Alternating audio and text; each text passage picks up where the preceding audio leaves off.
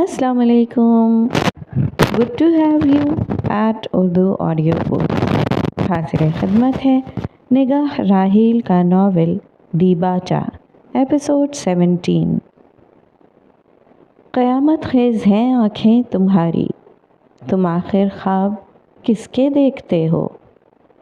नेटेस्टोरियम में रात का मंजर सुकून और ख़ूबसूरती का मुजाहरा कर रहा था। चाँद की रोशनी पूल में मौजूद पानी पर रक़्स कर रही थी।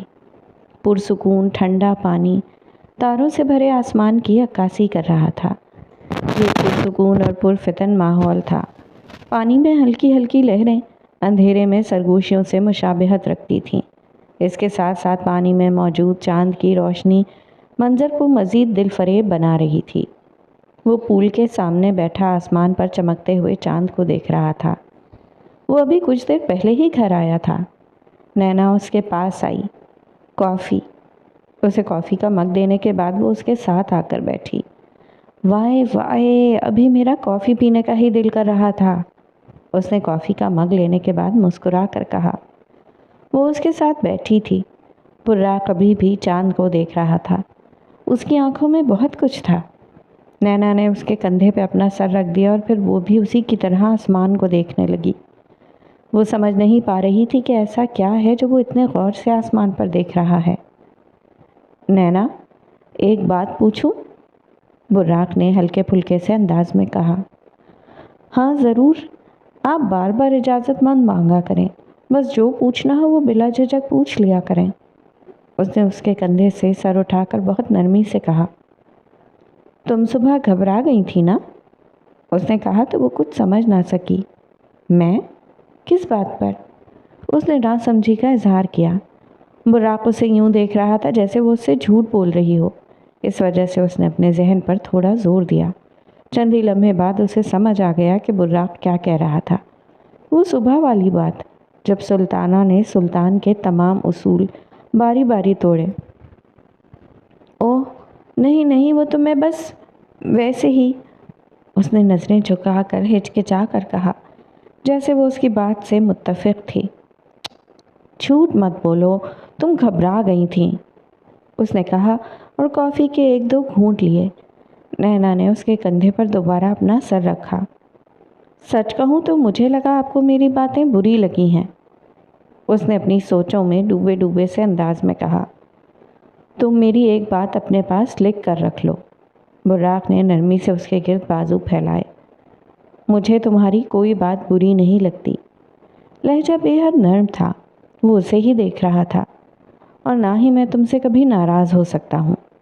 जब उसने ये कहा तो नैना ने उसके कंधे पर से सर उठाया और उसे गौर से देखा। वो जैसे कुछ समझना चाह रही थी।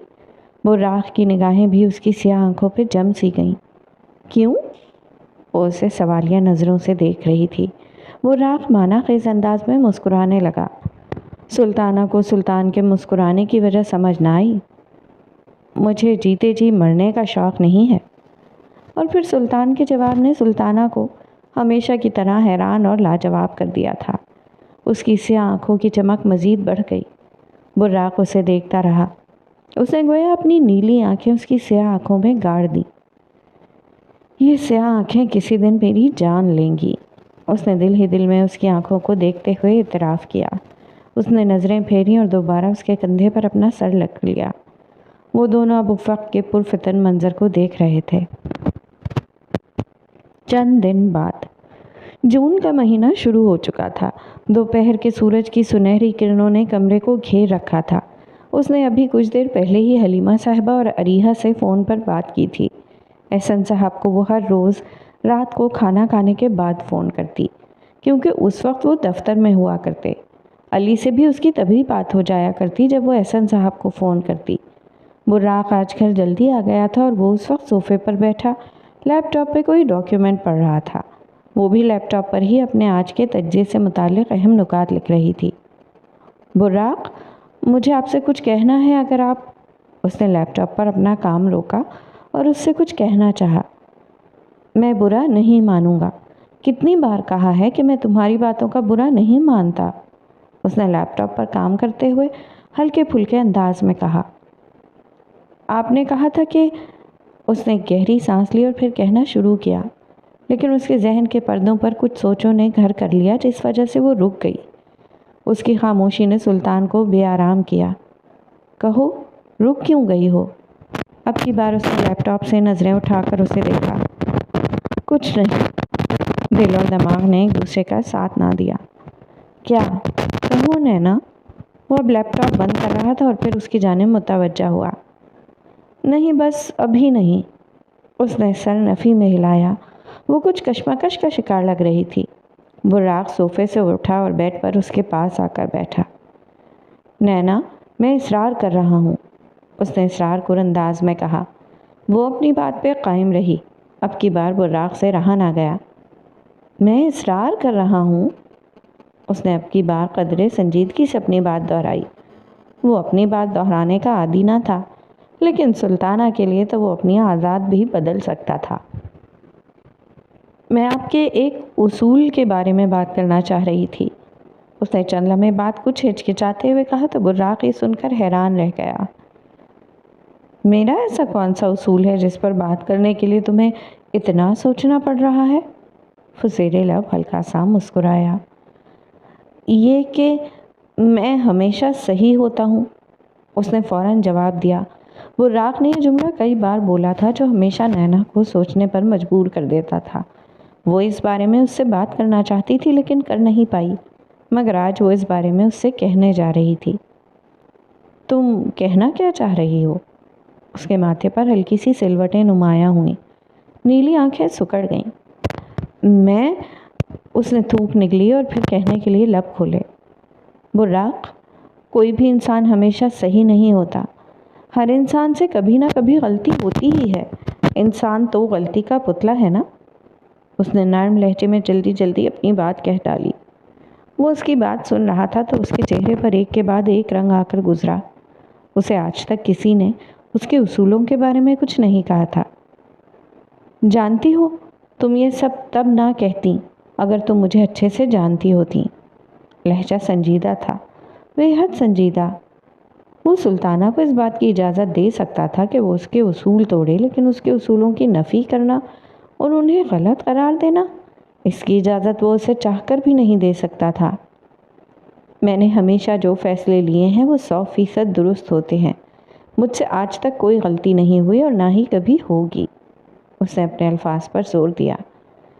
میری بھی یہی دعا ہے کہ آپ سے کبھی کوئی غلطی نہ ہو، کیونکہ، وہ کہتے ہوئے رک گئی۔ کیونکہ؟ اس نے فوراً پوچھا۔ نینا کی نظریں ہنوز جھکی تھیں۔ کیونکہ انسان کو جس بات پر سب سے زیادہ اعتماد ہوتا ہے نا، اس کو توڑنے کے لیے ہمیشہ کوئی بڑا وار ہی کیا جاتا ہے، کوئی معمولی سا وار اس کا اعتماد نہیں توڑ سکتا۔ اس نے اپنے ایک ایک لفظ پر زور دیا۔ وہ راغ طنز انداز میں مسکرایا۔ واللہ، تم جانتی ہو مجھ سے آج تک میرے اصولوں کے خلاف کسی نے کچھ نہیں کہا، اور اب دیکھو کیا وقت آ گیا، میری ہی بیوی میرے اصولوں کے خلاف بڑھ چڑھ کر بول رہی ہے۔ یہ کہتے ہوئے اس نے نرمی سے اس کی ٹھوڑی سے اس کا جھکا ہوا چہرہ اوپر کیا۔ اس نے فوراً نظریں اٹھا کر اس کی نیلی آنکھوں میں دیکھا جو ہلکی سی گلابی تھیں، اور ان میں اس وقت تکلیف اور غصہ شامل تھا۔ پھر وہ سر جھٹک کر مسکرایا۔ نینا کو دکھ ہوا، اسے یہ سب نہیں کہنا چاہیے تھا۔ براق کو اس کے الفاظ سے تکلیف پہنچی تھی، وہ سمجھ گئی تھی۔ 2 دن بعد۔ محبت کا کوئی ترازو نہیں ہوتا، پرواہ بتاتی ہے کہ خیال کتنا ہے۔ رات نے استنبول پر اپنے پردے ڈال رکھے تھے۔ ماحول میں آج بالکل بھی خنکی شامل نہیں تھی۔ جون کے مہینے میں اسی طرح کا موسم ہوا کرتا تھا۔ وہ اپنی کار ایک آئس کریم پارلر کے سامنے روکے ہوئے تھا۔ اس کے ساتھ برابر والی فرنٹ سیٹ پر وہ بیٹھی تھی، عبائے اور اسکارف میں ملبوس۔ چہرے کے تاثرات یہ صاف صاف بتا رہے تھے کہ وہ اس سے کس قدر ناراض ہے۔ ناراض ہونا بھی چاہیے تھا، آخر براق نے بات ہی ایسی کی تھی۔ وہ تو کہہ رہا تھا کہ آئس کریم پارلر کے اندر جا کر ہی آئس کریم کھا لیتے ہیں، لیکن وہ نہ مانی۔ براق نے آئس کریم پارلر کے سامنے کھڑے آرڈر ٹیکرز میں سے ایک آرڈر ٹیکر کو بلایا۔ وہ شخص ان سے آئس کریم کا آرڈر لینے لگا۔ براق نے اسے آئس کریم کا ایک کپ لانے کا آرڈر دیا۔ نینا اس دوران منہ بسورے ونڈ اسکرین سے باہر دیکھ رہی تھی۔ کچھ ہی دیر بعد وہ آرڈر ٹیکر آئس کریم کا ایک کپ لے کر آ گیا۔ وہ چاکلیٹ آئس کریم تھی۔ اس کی میٹھی سی خوشبو سیاہ چمکتی کار میں ہر سو پھیل گئی۔ اس نے وہ کپ لیا اور آرڈر ٹیکر کو پیمنٹ کی۔ جب وہ آرڈر ٹیکر چلا گیا تو اس نے وہ کپ نینا کی جانب بڑھایا۔ یہ لو آئس کریم، اس نے نرمی سے کہا۔ مجھے نہیں کھانی۔ اس نے ترنت سے نفی میں سر ہلا دیا۔ میں نے پوچھا نہیں ہے۔ اس نے فوراً ابرو اچکائے۔ میں نے نہیں کھانی نا، اس نے اب کی بار جھنجھلائے ہوئے انداز میں کہا۔ تو براق نے وہ آئس کریم کا کپ اپنی سیٹ کے ساتھ والی کھڑکی کی جانب بڑھایا، یوں کہ وہ اسے وہاں سے گرانے لگا تھا۔ وہ یہ دیکھ کر گھبرا سی گئی۔ رزق ہے، ضائع تو مت کریں، اس نے فوراً ٹوکا۔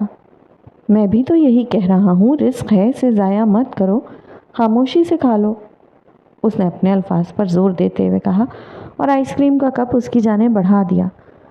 اف، اس نے ہتھیار ڈالتے ہوئے وہ آئس کریم کا کپ اس سے لے لیا اور پھر خاموشی سے آئس کریم کھانے لگی۔ براق اسے یوں آئس کریم کھاتے ہوئے خاموشی سے دیکھتا رہا۔ یہ نینا کو معلوم نہیں تھا کیونکہ وہ آئس کریم کھانے میں مگن تھی۔ کچھ ہی دیر بعد آئس کریم ختم ہو گئی۔ اس کا دل کیا کہ وہ اور آئس کریم کھائے۔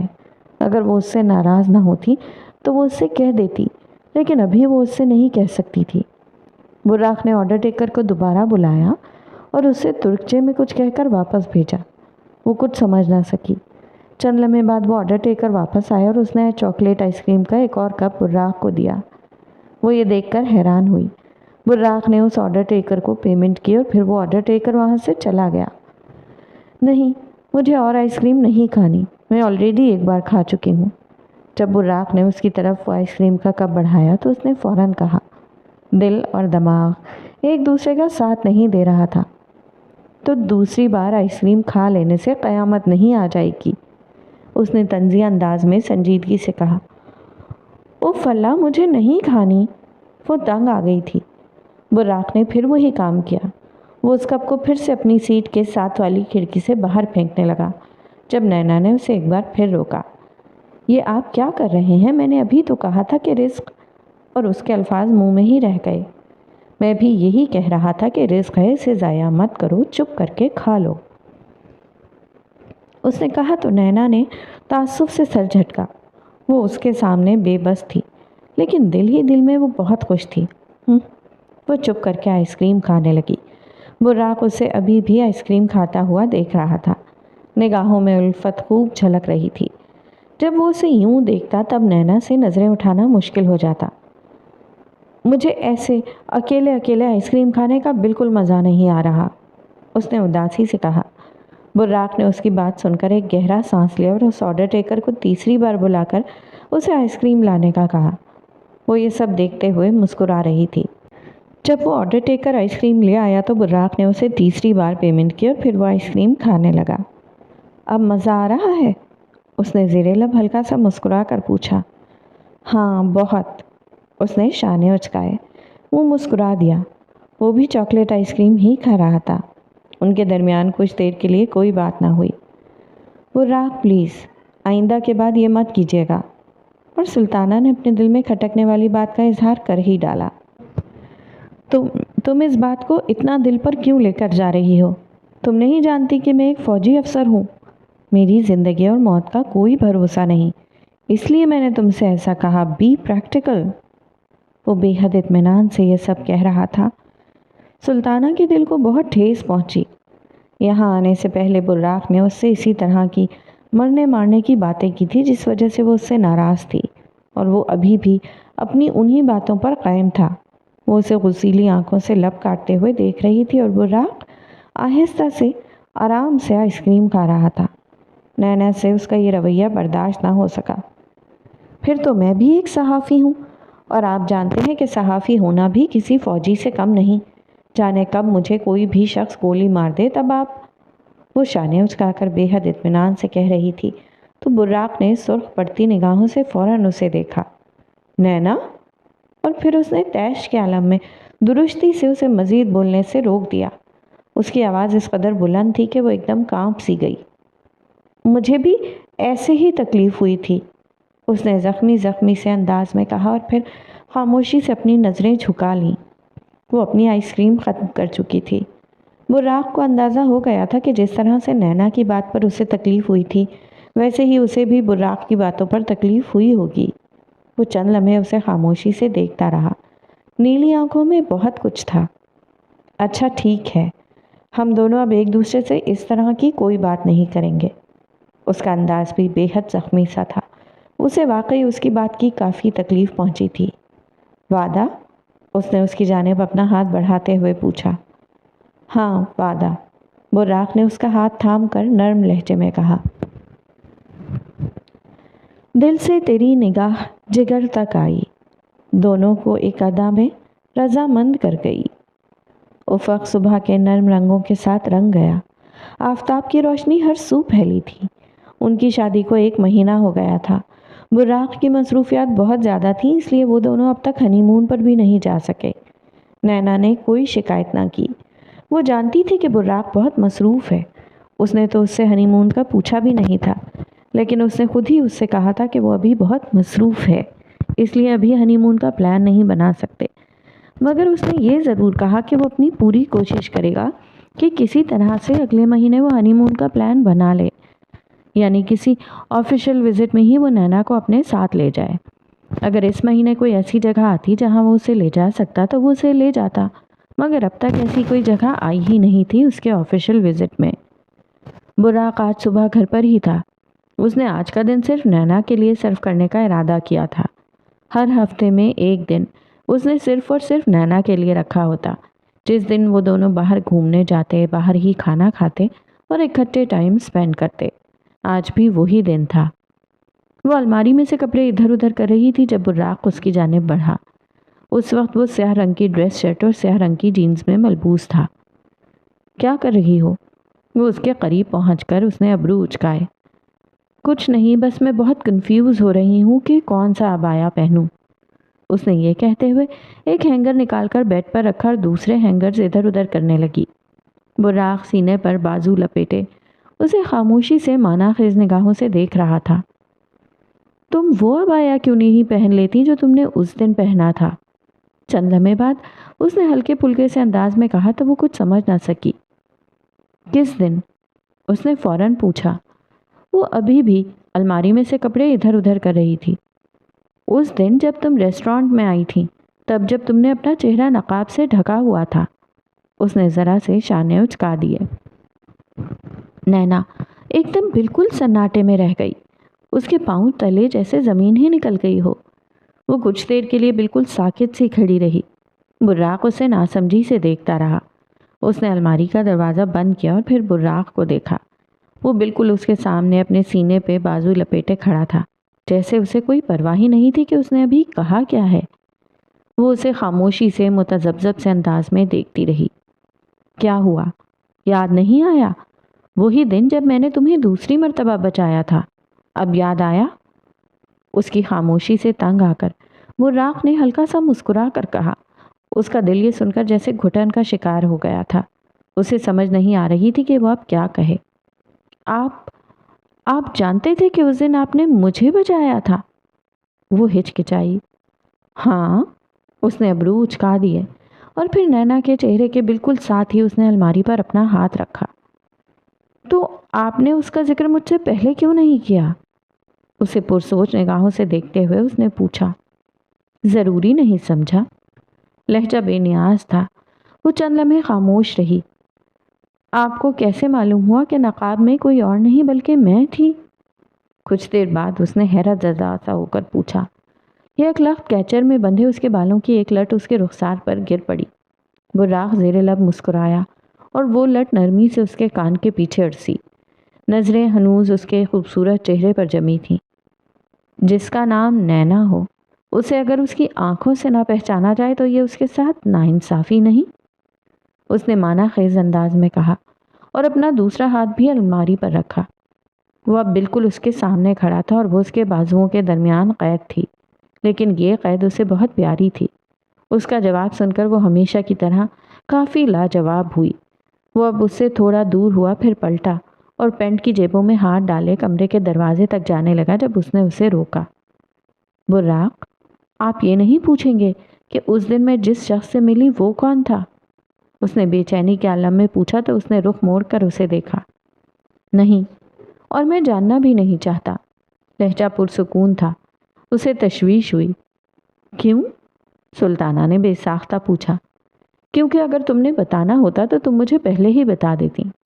سلطان کے جواب نے سلطانہ کو مزید لاجواب کر دیا۔ وہ اب کمرے سے باہر جا رہا تھا اور سلطانہ سحر زدہ سا ہو کر اسے جاتا دیکھتی رہی۔ آج سورج خوب چمک رہا تھا۔ افق پر بادلوں کے چھوٹے چھوٹے ٹکڑے بھی موجود نہ تھے۔ وہ ایک بک سٹور میں موجود تھی۔ کتابوں سے بھری ریکوں کے ساتھ یہ بک سٹور کتابیں پسند کرنے والوں کے لیے ایک جنت تھی جو علم کے خزانے سے بھرا ہوا تھا۔ اس نے ریکس میں سے ایک ریک کی بالائی حصے پر سے ایک کتاب نکالی۔ جو کتاب اس نے نکالی وہ کتاب اس دنیا کی سب سے خوبصورت کتاب ہے، جس کا علم بہت وسیع ہے۔ اس کتاب میں اس قدر علم ہے کہ اگر سیاہی کے طور پر ایک سمندر کو چنا جائے تو سمندر ختم ہو جائے، لیکن پھر بھی اس کتاب کا علم ختم نہ ہو، چاہے اس کے لیے 1000 سمندر ہی کیوں نہ لائے جائیں۔ وہ کتاب کوئی عام کتاب نہیں ہے۔ اس کتاب کو خریدنے کے بعد وہ اپنی کار تک گئی۔ کار میں بیٹھتے ہی اس نے ایک گہری سانس لی۔ دل بہت سے خیالات اور جذبات سے بھرا ہوا تھا۔ اس نے اپنے ہینڈ بیگ میں موجود اس کتاب کو نکالا اور اسے اپنے دونوں ہاتھوں میں نرمی سے پکڑ کر دیکھا۔ نیلی آنکھیں نم سی ہو گئیں۔ چہرے پر ایک زخمی سی مسکراہٹ امڑ آئی۔ اس کتاب کی جلد سبز رنگ کی تھی۔ اس کے اوپر ایک ریشمی غلاف بھی چڑھا ہوا تھا۔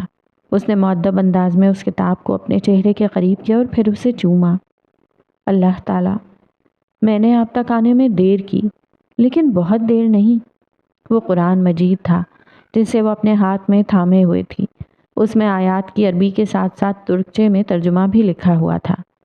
میرا یامان آج اپنے آپ کو بہت خوش نصیب محسوس کر رہی تھی، اور وہ خوش نصیب تھی۔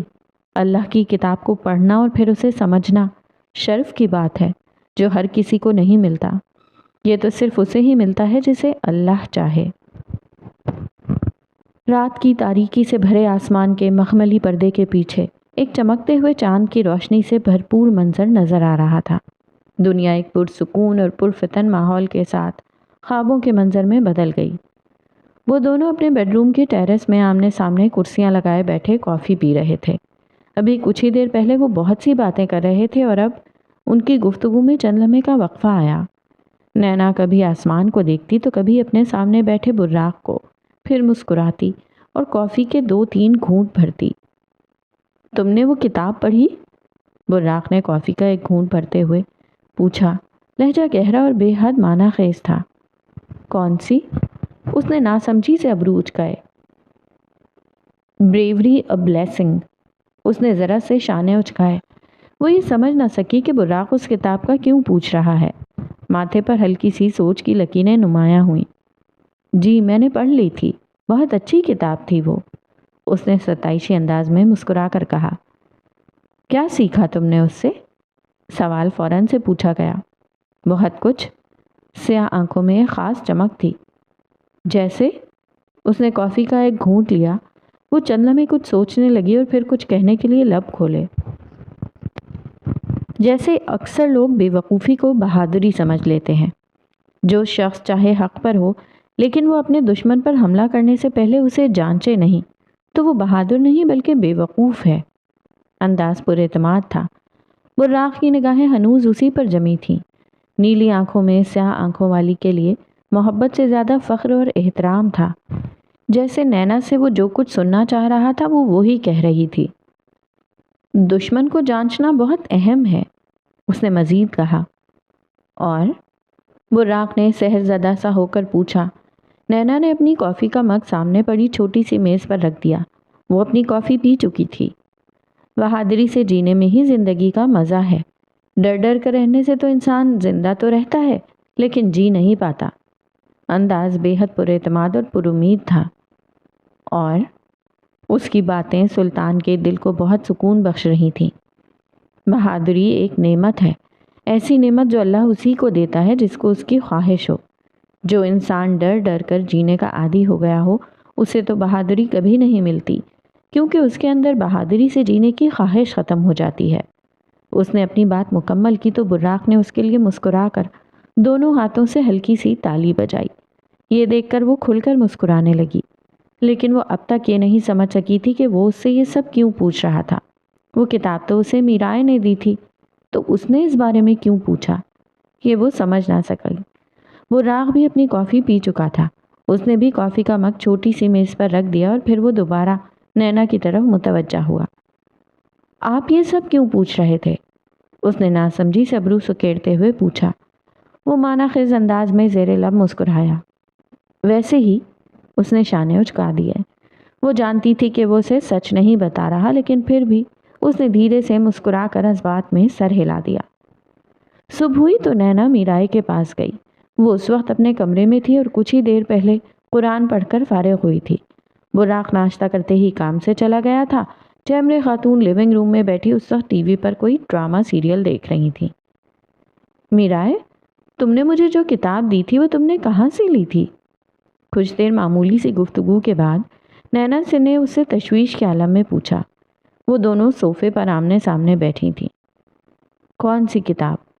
वो उसे सवालिया निगाहों से देखने लगी, लेकिन फिर उसे चंद लम्हे सोचने के बाद याद आ गया कि वो किस बात की बात कर रही है।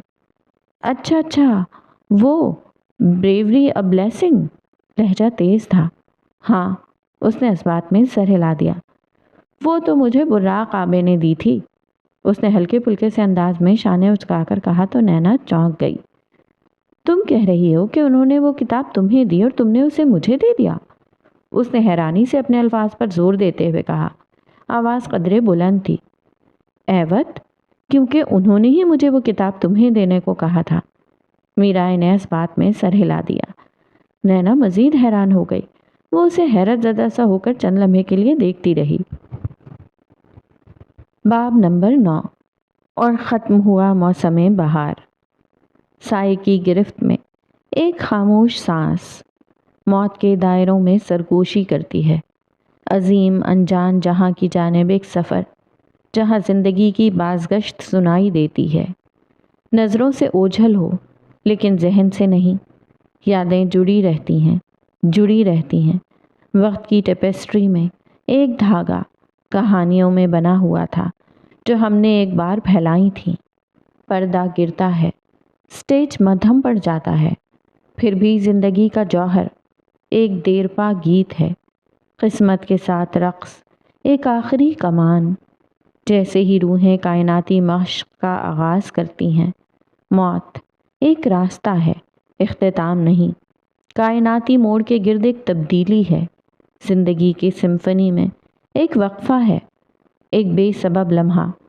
पर्दे के ज़रिए जहाँ साए अलग होते हैं, एक सूफियाना सफ़र है, एक फ़न का काम है। साइकिल का मुड़ना एक कायनाती सांस, खामोश मौत के साथ खामोश रक़्स में। तुम कह रही हो कि उन्होंने वो किताब तुम्हें दी और तुमने उसे मुझे दे दिया? उसने हैरानी से अपने अल्फाज पर जोर देते हुए कहा। आवाज़ कदरे बुलंद थी। एवत, क्योंकि उन्होंने ही मुझे वो किताब तुम्हें देने को कहा था। मीराए ने इस बात में सर हिलाकर कहा तो नैना मज़ीद हैरान हो गई। वो उसे हैरत ज़दा सा होकर चंद लम्हे के लिए देखती रह गई। क्या मतलब? मैं कुछ समझ नहीं पा रही। उसने नासमझी से अबरू सुकेड़ते हुए पूछा। अच्छा रुको, मैं तुम्हें सारी बात बताती हूँ, उसने इत्मीनान से कहा। वो उसे मुतवज्जा होकर सुनने लगी। कुछ माह पहले शाम के रंगों ने इस्तंबुल पर अपना जाल बिछाया हुआ था। बुर्राक उस वक्त घर पर नहीं था। जैमरे खातून कुछ ही देर पहले मगरिब की नमाज पढ़कर फारिग हुई थीं। वो अब लिविंग रूम में बैठकर चाय पी रही थीं। साथ ही टीवी पर कोई ड्रामा सीरियल चल रहा था। उस वक्त उन्हें मीराई की कॉल मौसूल हुई। कुछ देर मामूली सी गुफ्तगू जारी रही। आने, मैं बहुत कंफ्यूज हो रही हूँ। और दूसरी जानिब से उसने काफ़ी कंफ्यूज्ड लहजे में कहा। किस बारे में? उन्होंने चाय का घूंट भरते हुए पूछा। मैंने आपको बताया था ना, नैना के बारे में। वही एंकर जिसके तज्ज़िये में काफ़ी अरसे से सुनती आ रही हूँ। वो अब मुझसे यहाँ मिली है तो मैं चाह रही थी कि अपनी और उसकी दोस्ती को मज़ीद मजबूत बनाने के लिए मैं उसे कोई तोहफ़ा दूँ। वो अपनी बात कहे जा रही थी और तभी उन्होंने उसकी बात काट दी। तो तुम्हें ये समझ नहीं आ रही कि तुम उसे क्या तोहफ़ा दो? उन्होंने ज़रा से अबरू उचकाए। एवत आने, दूसरी जानिब से मीराए ने फौरन इस बात में सर हिलाते हुए कहा, तुम थोड़ा सब्र करो, मैं आज बुर्राक से इस बारे में सजेशंस लूँगी, उसके पास ज़रूर कोई अच्छा आइडिया होगा। तुम जानती हो ना, बुर्राक जिस शख्स को जो तोहफा देता है वो शख्स उस तोहफे को कभी नहीं भूलता। वो अपनी बात मुकम्मल करके हल्का सा मुस्कुराई। मीराए उनकी बात सुनकर कुछ देर के लिए खामोश हो गई। उसकी खामोशी ये तो बता रही थी कि वो उनकी बातों से मुत्तफिक थी, लेकिन फिर भी कुछ तशवीश हो रही थी उसे।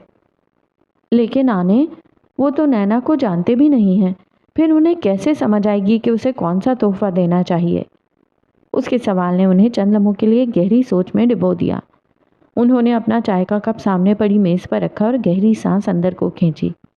तुम फिक्र मत करो, बुर्राक आएगा तो मैं उसे नैना के बारे में वो कुछ बताऊंगी जो तुमने मुझे बताया है। हो सकता है वो कोई अच्छा आइडिया दे ही दे, है ना? उन्होंने उसे तसल्ली दी। ठीक है, दूसरी जानिब से उसने कहा तो उसके लहजे में नाउमीदी और मायूसी खासी झलक रही थी। न्यूयॉर्क को सूरज की किरणों ने घेर रखा था। मीराए अपने होटल के कमरे में मौजूद थी। बेड पर बैठे वो नाश्ते में महव थी और उसके साथ साथ उसने अपने एक हाथ में मोबाइल पकड़ा हुआ था जिस पर वो इंस्टा स्क्रॉल कर रही थी। जैमरे खातून की कॉल मौसूल होते ही उसने फ़ौरन उनकी कॉल रिसीव कर ली। मामूल की गुफ्तगू के बाद उन्होंने अपनी बात कहना शुरू की।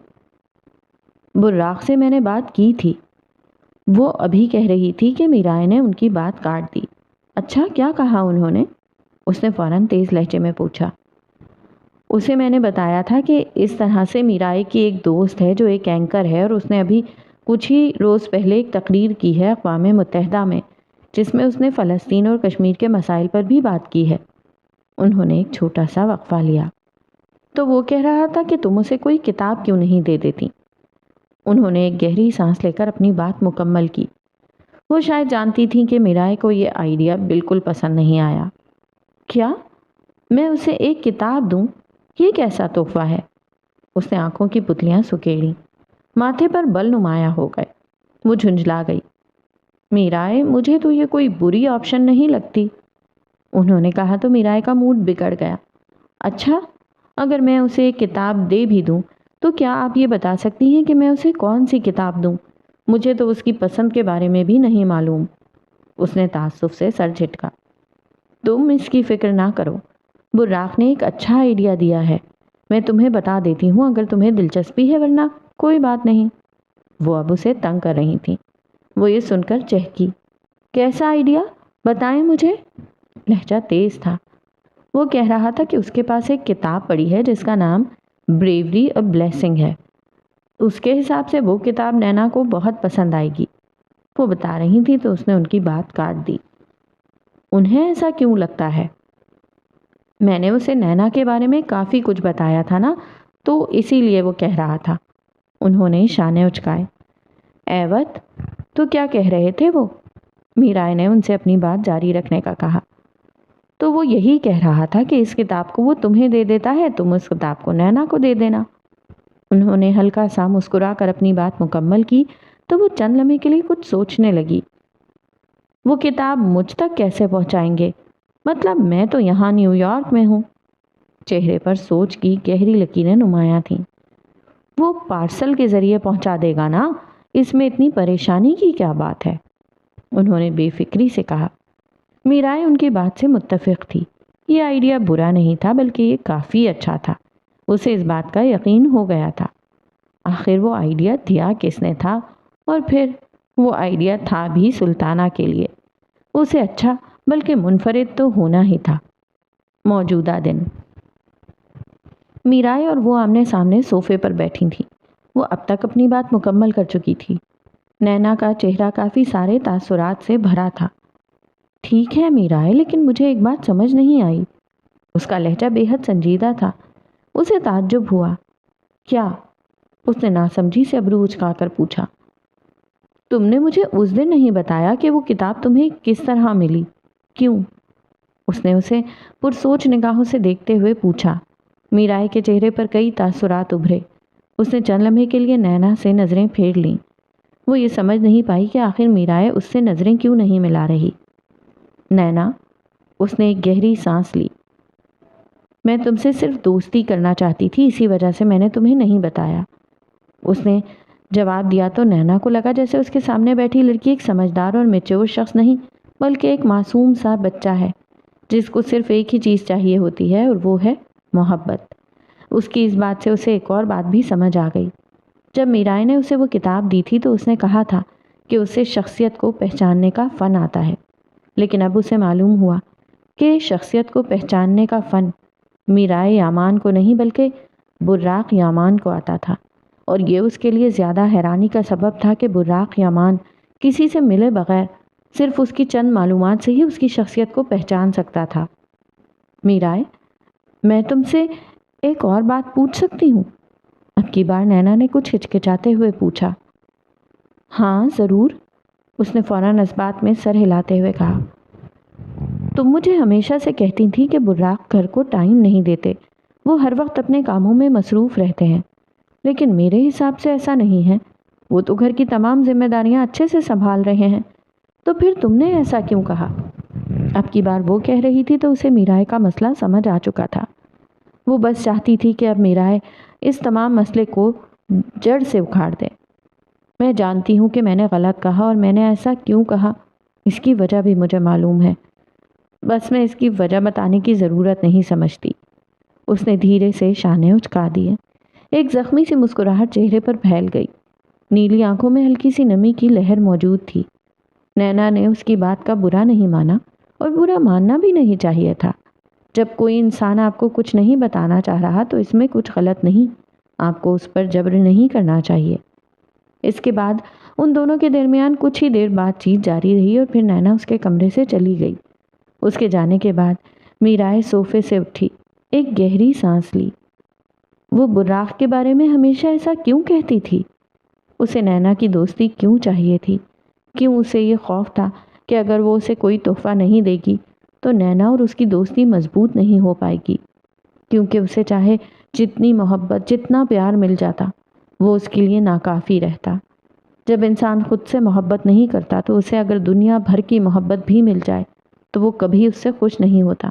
اسے ہر وقت مزید محبت چاہیے ہوتی ہے، کیونکہ اس کے دل کا وہ خانہ خالی ہوتا ہے جس میں اس نے وہ محبت ڈالنی ہوتی ہے جو وہ خود سے کرتا ہے۔ اس خانے کی کمی صرف وہی محبت پوری کر سکتی ہے جو آپ خود سے کرتے ہیں۔ جب یہ خانہ خالی رہتا ہے تو انسان میں کسی دوسرے انسان کو کھو دینے کا خوف پیدا ہونے لگتا ہے۔ یہ باتیں میرائے کو اسی دن سمجھ آ گئی تھی جب اس نے خود کو ختم کرنے کی کوشش کی تھی۔ اگر یہ باتیں اسے سمجھ نہ آئی ہوتی تو وہ آج نینا کو کبھی بھی یہ سب نہ بتاتی، کیونکہ اس کے دل میں آج بھی نینا کو کھو دینے کا خوف ہوتا، وہ آج بھی خود سے محبت نہ کرتی ہوتی۔ جون کا آخر چل رہا تھا۔ آج رات کا کھانا پہلی بار نینا نے بنایا تھا۔ جیمرے خاتون کے لاکھ منع کرنے کے باوجود بھی اس نے کھانا بنایا، اور وہ کھانا بھی ترکش کھانا نہیں بلکہ پاکستانی کھانا بنا رہی تھی۔ اس نے آج یہ عہد کر رکھا تھا کہ وہ سب کو پاکستانی کھانے کھلا کر چونکا دے گی۔ اسے یقین تھا کہ وہ سب پاکستانی کھانا کھا کر ترکش کھانے بھول جائیں گے۔ ڈائننگ ٹیبل پر خوبصورت برتنوں میں بریانی، قورمہ اور روٹیاں اس نے نفاست سے رکھی ہوئی تھیں۔ ان لذیذ کھانوں کی خوشبو ماحول میں پھیلی تھی۔ نینا نے سب کو سفید رنگ کی پلیٹوں میں کھانا ڈال کر دیا۔ پھر اس نے اپنی پلیٹ میں کھانا ڈالا۔ ابھی کسی نے بھی قورمہ نہیں لیا تھا، ابھی صرف سب نے بریانی ہی لی تھی۔ براق سربراہی کرسی پر بیٹھا تھا۔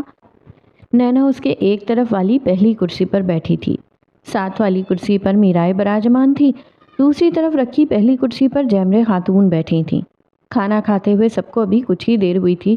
وہ ابھی تک انتظار کر رہی تھی کہ کوئی اس کے کھانے کی تعریف کرے، مگر کسی کی جانب سے کچھ نہ کہا گیا۔ وہ بھی خاموشی سے کھانا کھاتی رہی۔ براق اور میرائے بھی خاموشی سے کھانا کھا رہے تھے، اور ان کے برعکس جیمرے خاتون کافی سنجیدگی سے کھانا کھا رہی تھیں۔ ان کے چہرے کا سنجیدہ پن یہ ظاہر کر رہا تھا کہ انہیں کھانا پسند نہیں آیا۔ نینا، کھانا اچھا نہیں ہے؟ چند لمحے بعد جیمرے خاتون نے نہایت سنجیدگی سے اس کی جانب دیکھتے ہوئے کہا تو نینا کا دل ڈوبنے لگا۔ اس نے اتنی محنت سے یہ کھانا بنایا تھا اور انہیں یہ پسند نہیں آیا۔ یہ کھانا بہت اچھا ہے۔ ان کا اگلا جملہ سن کر وہ کھل اٹھی۔ اسے اپنی محنت کا صلہ جیسے وصول ہو گیا۔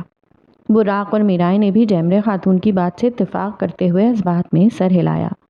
سب کے چہروں پہ بے حد خوبصورت مسکراہٹ پھیلی تھی۔ جیمرے خاتون نے آج تک کھانے کے معاملے میں کبھی کسی کی تعریف نہیں کی تھی، لیکن آج انہوں نے اس کی تعریف کر کے اپنا یہ اصول توڑ دیا۔ آخر وہ سلطان کی والدہ تھیں، تو جب سلطان کے اصول سلطانہ کے لیے معاف تھے تو پھر سلطان کی والدہ کے اصول کیسے سلطانہ کے لیے معاف نہ ہوتے؟ اب نینا نے سب کو قورمہ ڈال کے دیا۔ سب کو یہ یقین تھا کہ یہ بھی پہلے والے کھانے کی طرح ہی لذیذ ہوگا۔ اس نے مرچ مسالے کم ہی ڈالے تھے کیونکہ ترک تیز مرچ اور مسالوں والے کھانے نہیں کھاتے، لیکن قورمے میں شاید مسالہ ترکوں کے حساب سے زیادہ ڈل گیا تھا، بلکہ وہ مسالہ پاکستانیوں کے حساب سے بھی زیادہ ہی تھا۔ یہ نینا کو قورمے کا پہلا نوالا لے کر ہی معلوم ہو گیا۔ اس نے ایک گہری سانس لی اور پھر ایک نظر ان تینوں کو دیکھا۔ جیمرے خاتون اور میرائے پانی کا گلاس بھر بھر کر پی رہی تھیں۔ ان کی آنکھیں ویسے ہی سرخ ہو رہی تھیں جیسے نینا کی آنکھیں قورمے کا ایک نوالا لے کر سرخ ہو گئی تھیں۔ لیکن ان تینوں میں سے سب سے مختلف براق تھا۔ وہ کوئی رد عمل دیے بغیر وہ مرچ مسالوں سے بھرپور کھانا کھا رہا تھا۔ اس کی نیلے آنکھیں بھی سرخ ہو چکی تھیں لیکن وہ پھر بھی قورمہ کھا رہا تھا۔ وہ حیران ہو رہی تھی اور اس کے ساتھ ساتھ پریشان بھی، کیونکہ اس کھانے میں واقعی مسالہ اور مرچ تیز نہیں، بہت تیز تھی۔ جیمرے خاتون اور میرائے نے خاموشی سے وہ قورمے کی پلیٹ واپس رکھ دی۔ انہوں نے کوئی ناگواری ظاہر نہیں کی، لیکن انہیں ناگواری تب محسوس ہوئی جب انہوں نے براق کو مسلسل وہ کھانا کھاتے ہوئے دیکھا۔ براق، مت کھاؤ یہ، اس کی حالت پہ ترس کھاتے ہوئے جیمرے خاتون نے کہا، تو براق نے دھیرے سے نفی میں سر ہلا دیا۔ تیز مرچ اور مسالے کے باعث اس کے لب جل رہے تھے۔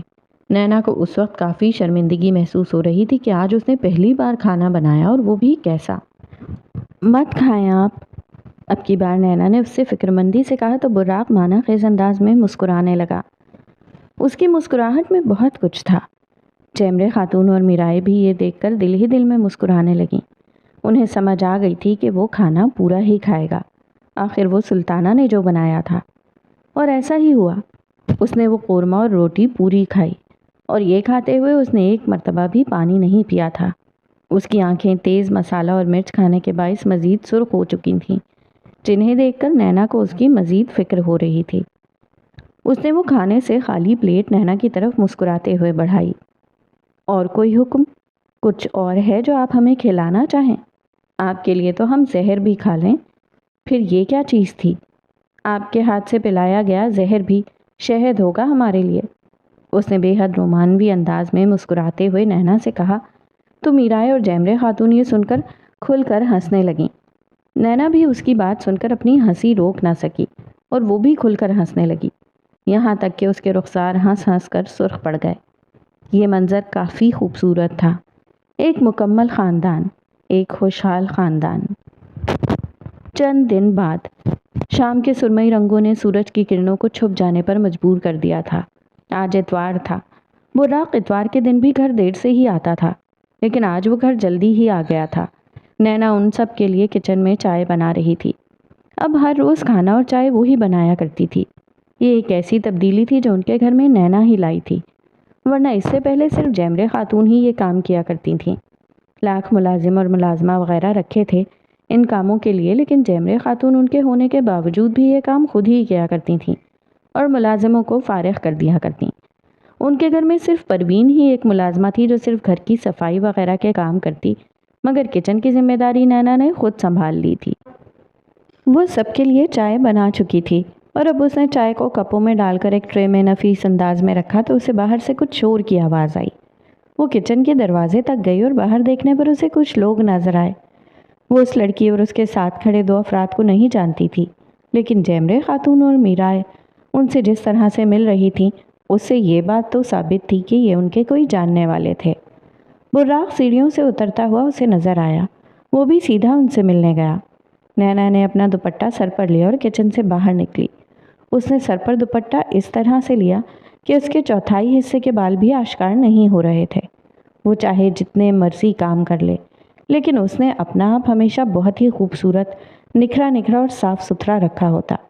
اسے دیکھ کر کوئی بھی یہ مان نہیں سکتا تھا کہ یہ لڑکی اتنی دیر کچن میں کام کرتی ہے اور اس کے ساتھ ساتھ اپنے کام جیسے تجزیے وغیرہ بھی بخوبی انجام دیتی ہے۔ نازلی کے ساتھ اس کے ماں باپ تھے جو اس وقت براق سے مل رہے تھے اور اسے ترک زبان میں کچھ کہہ رہے تھے۔ نازلی کے والد یوسف بے اور اس کی والدہ گوچ کے خانم نے جب نینا کو دیکھا تو ان کے چہرے پر موجود مسکراہٹ مزید بڑھی۔ گوچ کے خانم نے نینا کو یوں گلے لگایا جیسے وہ اسے کافی عرصے سے جانتی ہوں۔ ترک ایسے ہی ہوتے ہیں، کھلے دل کے مالک۔ یک لخت نینا کو یاد آیا، براق اور جیمرے خاتون نے ولیمے پر اسے یوسف بے اور گوچ کے خانم سے ملوایا تھا، لیکن اس وقت ان کے ساتھ نازلی نہیں تھی۔ وہ اسے ترک زبان میں کافی کچھ بہت ہی خوش دلی سے کہہ رہے تھے جسے وہ سمجھنے سے قاصر تھی، لیکن وہ چہرے پر ایک مسکراہٹ لیے ان کی باتیں سن کر ہاں میں ہاں ملا رہی تھی۔ براق نے نینا کو ان کا ایک بار پھر تعارف کروایا۔ اس دوران نازلی نے بھی نینا سے ایک پھیکی سی سلام دعا کی۔ وہ اس کے اس پھیکے رویے کی وجہ سمجھ نہیں سکی تھی۔ جیمرے خاتون ان سب کو لے کر لیونگ روم میں جانے لگیں۔ نینا بھی ان کے ساتھ ہی لیونگ روم میں چلی گئی۔ جیمرے خاتون اسے بتا رہی تھی کہ نازلی اور ان کے والدین ان کے فیملی فرینڈز ہیں۔ نازلی کے بارے میں بھی انہوں نے اسے بتایا۔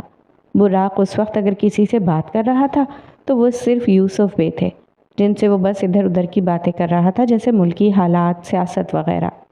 گوچ کے بھی جیمرے خاتون اور میرائے سے بات کر رہی تھیں۔ ان کی باتوں میں بار بار نازلی بھی بڑھ چڑھ کر حصہ لے رہی تھی۔ وہاں سب ایک دوسرے سے ایسے بات کر رہے تھے جیسے پتہ نہیں وہ ایک دوسرے کے کتنے سگے ہوں۔ نازلی اس وقت آدھی آستینوں والی شارٹ شرٹ اور ٹائٹس میں ملبوس تھی۔ سٹریکنگ والے بال ایک اونچے بن میں بندھے تھے اور چہرہ ہمیشہ کی طرح بے تحاشا میک اپ سے بھرا تھا۔ نینا کو اپنا آپ وہاں کچھ عجیب سا محسوس ہو رہا تھا۔ وہ بس خاموشی سے وہاں بیٹھی ہوئی تھی، کوئی اس سے بات نہیں کر رہا تھا۔ سب آپس میں ہی گفتگو کرنے، قہقہے لگانے میں محو تھے۔ اس نے ایک مرتبہ براق کو دیکھا جو یوسف بے سے بات چیت کر رہا تھا۔ اس نے نینا کی جانب نہ دیکھا تو اسے زیادہ عجیب محسوس ہوا۔ وہ وہاں سے چائے لانے کا کہہ کر اٹھی اور سیدھا کچن میں گئی۔ چہرے پر ناگواری کے تاثرات خوب واضح تھے۔ اس نے پہلے جو چائے بنائی تھی وہ اب ٹھنڈی ہو چکی تھی اور پہلے بنائی گئی چائے اب موجود لوگوں کے حساب سے کم تھی، اس لیے اس نے نئے سرے سے چائے بنانا شروع کی۔ وہ ایک دم جیسے کافی اداس سی ہو گئی تھی، دل بھی کافی بجھا بجھا سا تھا اور کشمکش کا شکار ہو گیا تھا۔ اچانک کسی نے چولہا بند کرتے ہوئے اس کے کندھے تھپتھپائے۔ وہ حیرانی سے فوراً پیچھے مڑی تو وہاں براق کھڑا تھا۔ چائے ابل گئی تھی نینا، وہ نرمی سے اس سے کہہ رہا تھا، اور پھر وہ چائے کو خود کپوں میں ڈالنے لگا۔ اس وقت وہ اسے خاموشی سے دیکھ رہی تھی۔ وہ جانتی تھی کہ براق اس کے چہرے کے تاثرات سمجھ گیا تھا، لیکن اسے احساس ہو گیا تھا کہ اسے یہ سب محسوس نہیں کرنا چاہیے تھا۔ وہ لوگ ان کو کافی عرصے سے جانتے تھے، اس لیے وہ آپس میں اتنی زیادہ باتیں کر رہے تھے اور نہ چاہتے ہوئے بھی وہ اسے نظر انداز کر گئے تھے۔ آخر وہ تو نینا کو جانتے بھی نہیں تھے تو وہ اس سے کیا بات کرتے۔ لیکن ان سب باتوں کے باوجود ایک بات جو اسے کھٹک رہی تھی وہ یہ تھی کہ وہ ان سے ملنے سے پہلے براق کے اور بھی بہت سے رشتہ دار، جن میں ایمرے چچا بھی شامل تھے، ان سے بھی مل چکی تھی۔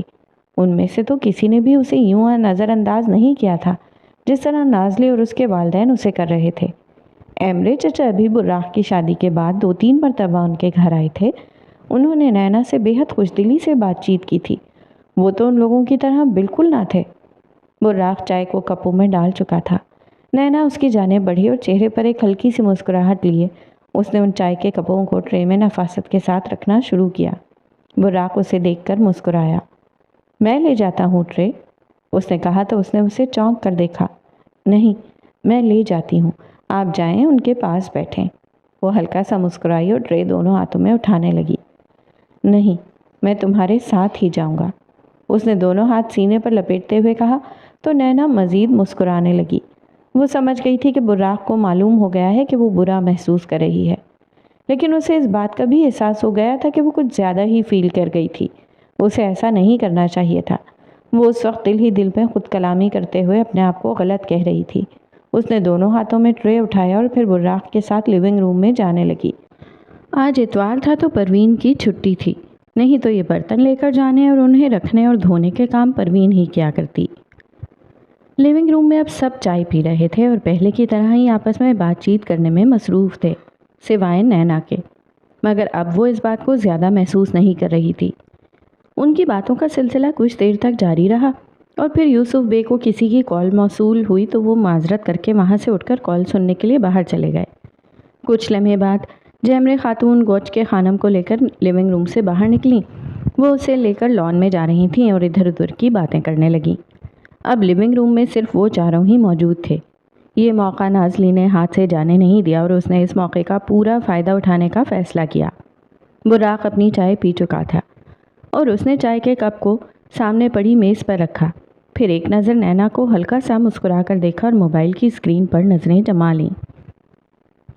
میرائے، تمہیں یاد ہے نا بچپن میں تم اور براق کتنا کھیلا کرتے تھے؟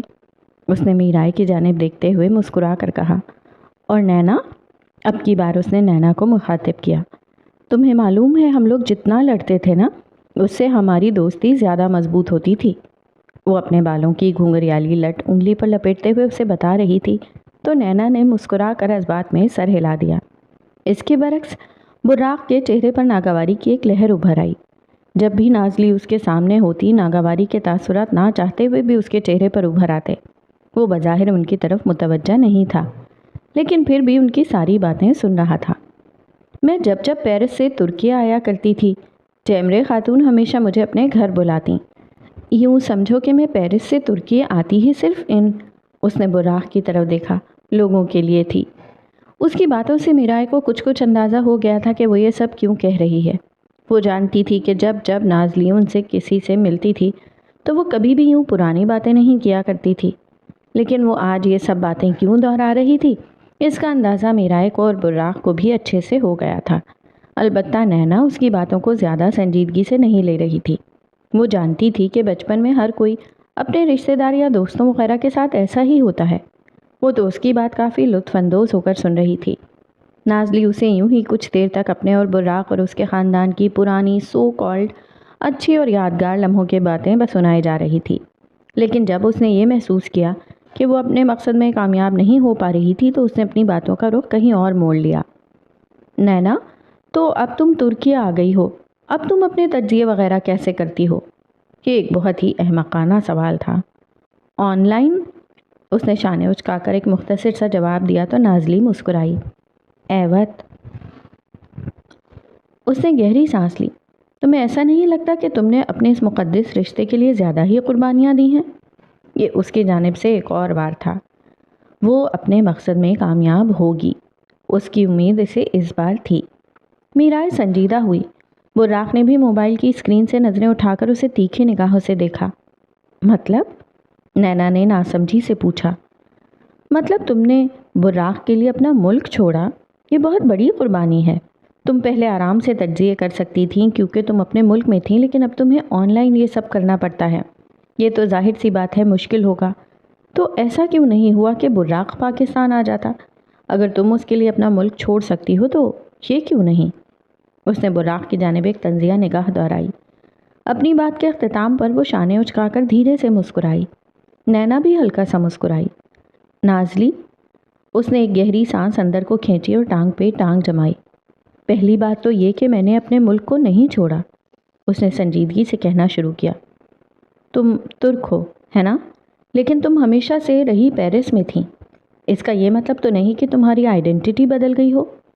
اس کے الفاظ نازلی کے لیے کافی بھاری ثابت ہو رہے تھے اور ابھی اس کے الفاظ اس کے لیے مزید بھاری ثابت ہونے والے تھے۔ اور اگر تم یہ کہہ رہی ہو کہ براق نے میرے لیے اپنا ملک کیوں نہیں چھوڑا، تو تمہیں یہ بات ان سب لڑکیوں کو کہنی چاہیے جو شادی کے بعد شوہر کے گھر جاتی ہیں۔ اگر تم یہ سب کہتی ہو کہ تو اس کا مطلب یہ ہے کہ تمہارا خیال یہ ہے کہ شوہر کو شادی کے بعد بیوی کے گھر رہنا چاہیے، رائٹ؟ وہ یہ سب کہتے ہوئے مسلسل مسکرا رہی تھی۔ اسے یقین نہیں آ رہا تھا کہ وہ اس کے احمقانہ سوالوں کا جواب دے رہی تھی۔ اس کے جوابات سن کر براق اور میرائے بھی مسکرا رہے تھے، جس وجہ سے نازلی کو خاصی شرمندگی محسوس ہونے لگی۔ حالانکہ نینا کا مقصد اسے شرمندہ کرنا نہیں تھا۔ براق نے ایک نظر نازلی کو دیکھا اور پھر طنزیہ انداز میں مسکرا کر سر جھٹکا۔ نازلی کا دل چلنے لگا اور پھر براق لیونگ روم سے باہر جانے لگا۔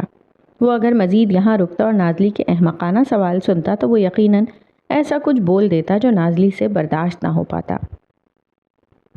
شام کے گہرے سائے پر اب رات کی تاریکی منڈلا رہی تھی۔ وہ لوگ وہاں سے جانے والے تھے۔ جیمرے خاتون نے ان سے کہا تھا کہ وہ رات کا کھانا کھا کر جائیں، مگر وہ نہ مانے۔ وجہ نازلی تھی، وہ یہاں مزید رکنا نہیں چاہتی تھی۔ نینا میرائے کے ساتھ کچن میں تھی۔ وہ چائے کے برتنوں کو سنک میں ڈال رہی تھی اور میرائے اس سے باتیں کرنے میں محو تھی۔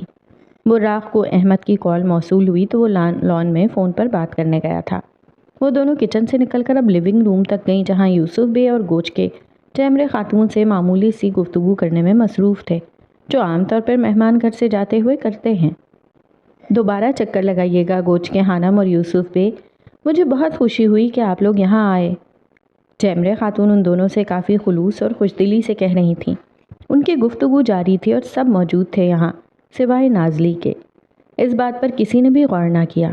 براق فون پر بات کرنے کے بعد گھر میں داخل ہوا تو اس نے نازلی کو سیڑھیوں سے اس کے کمرے میں جاتا ہوا دیکھا۔ یہ دیکھ کر براق نے اپنے ایک ہاتھ کی مٹھی بھینچی، ابرو آنکھوں پر جھک سے گئے، چہرے پر ناگواری کے تاثرات مزید بڑھ گئے۔ اس کو یہ معلوم تھا کہ باقی سب لیونگ روم میں ہیں تو نازلی اس کے کمرے میں کیوں گئی۔ وہ تیز قدم چلتا ہوا سیڑھیوں سے اپنے کمرے تک پہنچا۔ کمرے کا دروازہ بند تھا۔ وہ کچھ سمجھ نہ سکا۔ اس نے دروازے کے ہینڈل پر ہاتھ رکھا اور پھر ہلکا سا دروازہ دھکیلا۔ کمرے میں ابھی اس نے قدم نہیں رکھا تھا۔ کمرے میں جھانکا تو پہلے اسے وہاں کوئی نظر نہ آیا اور پھر اسے اپنی الماری کے ساتھ کھڑی نازلی نظر آئی۔ اس نے الماری کا دروازہ کھولا ہوا تھا۔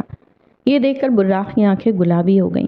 اس نے فوراً اپنے کمرے کا دروازہ پورا کھولا تو دروازہ کھلنے کی آواز پر نازلی گھبرا گئی۔ اس نے الماری کا دروازہ فوراً بند کیا اور وہاں سے پیچھے ہٹی۔